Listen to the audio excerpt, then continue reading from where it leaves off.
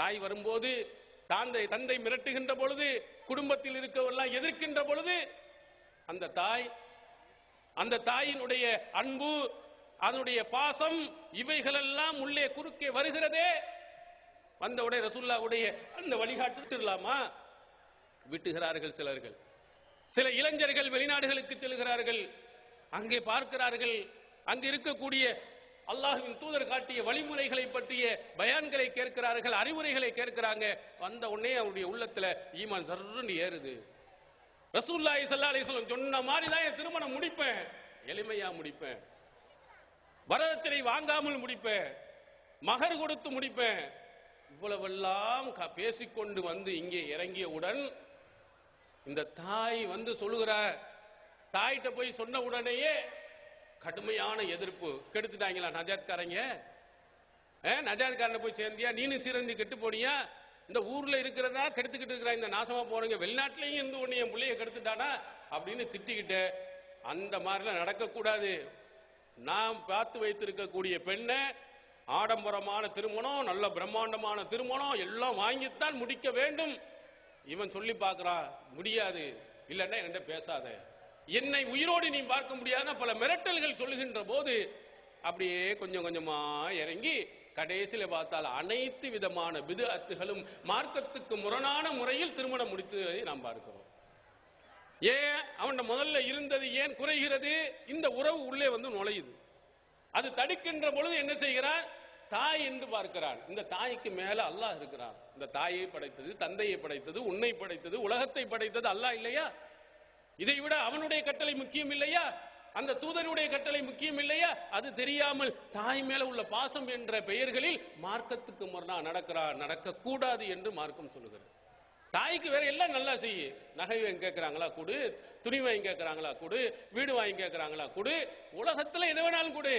மார்க்க விஷயத்துல என்ன செஞ்சிடக்கூடாது? நீ மண்டி விட்டு விடக்கூடாது. எந்த தாய் எவ்வளவு மிரட்டினாலும் சரி.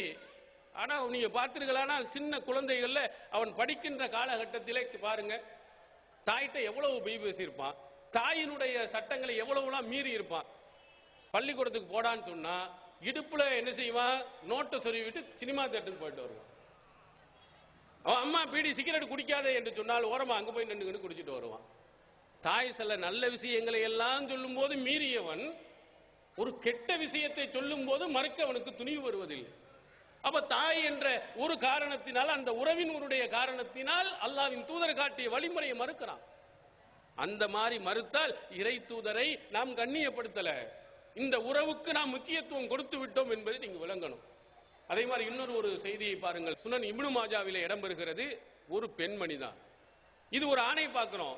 ஒரு பெண்ணிடத்தில் இருந்த ஈமானுடைய உறுதியை இன்னொன்றை நீங்கள் பாருங்கள். முகீரத் இப்னு ஷுபா ரலியல்லாஹு அன்ஹு அல்லாஹ்வின் தூதர் அவர்களை சந்தித்து சொல்கிறார்கள், அல்லாஹ்வின் தூதர் அவர்களே, நான் ஒரு திருமணம் முடிக்க போகிறேன், அதற்காக வேண்டி ஒரு பெண்ணை நான் மனம் பேசி இருக்கிறேன்.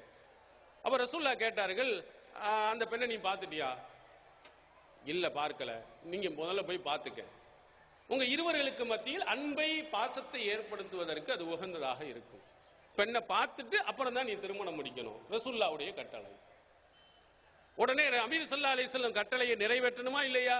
அந்த தூதர் சொன்ன அடிப்படையில் நடக்க வேண்டுமா இல்லையா? அதை முகீரா உறுதியா எடுத்திருக்கார். போய் பெண் வீட்டில் போய் பேச போகிறார்.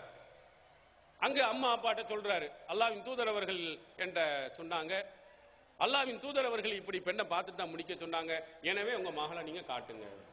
காட்ட முடியாது, உங்கள்கிட்ட வந்து காட்டுறதுக்கு வாய்ப்பு இல்லை, திருமணத்துக்கு பிறகு பார்த்துக்கலாம் கருத்துல சண்டை நடந்து கொண்டு இருக்கு. உண்மையிலேயே ஈமானை சுவைத்தவன் என்று அல்லாஹ்வின் தூதர் அவர்கள் சொன்னாங்களே, அல்லாஹ்வும் அவன் தூதர் தான் உலகத்தில் எல்லாத்தை விடவும் விருப்பத்திற்குரியவர் என்பது அந்த பெண்ணினுடைய உள்ளத்தில் ஆழமா பதிஞ்சிருந்துச்சு. உள்ளிருந்தே அந்த பெண்மணி சொல்றாங்க, தாய் இடத்தில் பேசவில்லை, தந்தை இடத்துல பேசல, சொந்த பந்தங்கள்கிட்ட பேசல. திருமணம் முடிக்க போகின்ற முகீரத் இப்னு ஷுபா அவர்களை பார்த்து சொல்கிறார்கள், இன் கான ரசூலுல்லாஹி ஸல்லல்லாஹு அலைஹி வஸல்லம் அமரக அன் தன்னுர் ஃபன்னுர். அல்லாஹ்வின் தூதர் அவர்கள் உன்னை பார்க்க சொல்லி இருந்தால் என்னை நீ பார்த்துக்கொள்.